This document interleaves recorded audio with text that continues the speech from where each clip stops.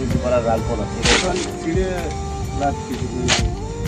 সকাল থেকে দেখতেছি সাইডে এসে কাজের প্রতি কোনো মনোযোগ নাই, কিরকম একটা মন মরা, এই অবস্থা কেন? কাজ করবো কি ভাই, যে রোজ তোমার মনে করছিলাম জুনের 28 তারিখে ছুটির কথা ডালছিলাম, তা ছুটি পাস হয়ে গেছে, জুনের 28 তারিখে যাব। তা মনে করলাম বাড়ি একটু জানাইলে তো ভালোই হবে, যখন ছুটিতে দেশে যাব। তা বাড়ি জানানোর কথা বললাম, বাড়ি ফোন দিলাম যে আমার তো 28 তারিখে ছুটি পাস হয়ে গেছে, তা আমি তো 28 তারিখে আসবো দেশে।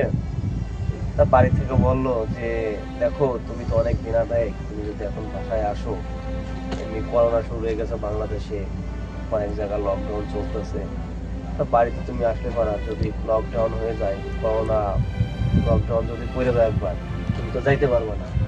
তুমি অনেক দিন আদে এটা যদি দিতে পারবো না, তখন তো খুব প্রবলেম হবে। দিন আদে একবার বাড়ি এসে চিল্লিতে হবে, অনেক সমস্যা পড়বা, তখন তো মরণ ছাড়া কোনো গতি হবে না। দেখো তুমি আরেকটা বছর থেকে পরে আসো। তাই তুই একটু ভাবতেছি, আরে জীবন এত কষ্ট করে প্রবাসে এত রোদ্দুর ভিতরে দিন কাটাচ্ছি, একটু ছুটিতে বাড়ি যাবো, 1 মাস থেকে আসবো, সেটাও মনে হয় কপালে আর হলো না। তাই ভাবতেছি যে কি করি। এখন কোম্পানি তো ছুটি দিচ্ছে, যেহেতু বছরে বছরে ছুটি পাওয়া যাচ্ছে, তাইলে তো যাওয়াটাই ভালো। ভাই এর জন্যই তো ছুটি, যার জন্যই তো করছিলাম। তা এখন কি করব, ফ্যামিলি কথা বলছে, এর জন্য ভাই মনটা খুব খারাপ।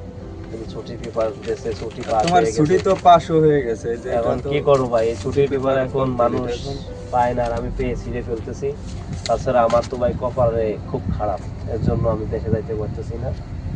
তা ভাবছি যে আর যাবো না দেশে, প্রবাসে যে কদিন বাঁচবোই প্রবাসেই থাকবো, কখনো আর ফ্যামিলির কথা মনে করবো না, আর কখনো দেশে যাওয়ার চিন্তা ভাবনা করবো না। আমার মতন এই প্রবাসী যারা আছে, এরকম কপাল তো আমি না হয়। আসলে প্রবাসীদের দুঃখটা কেউ বুঝতে চায় না, এরা যে কত কষ্ট করে, তারপরে এরা ফ্যামিলি বুঝতে চায় না, এরা বোঝে শুধু টাকা। টাকা দিলে সব ঠিক। এতদিন পর অনেক আশা নিয়ে ছুটির পেপার জমা দেওয়া হয়েছে, ছুটিতে যাবা, শুনলাম যে গত মাসে আমার ফ্লাইট, তো এখন ফ্লাইটও কাছায় গেছে ডেট, তারপরে এই অবস্থা। আসলে তো খুবই দুঃখজনক বিষয়টা, খুবই আমার কাছে খারাপ লাগছে। এখন কি করবো ভাই, আমার মতন এরকম যারা প্রবাসে আছে, এরকম কোনো কেউ কপাল না হয়। আমার ভাগ্যটা খুব খারাপ, এর জন্য আমি যাইতে পারতেছি না।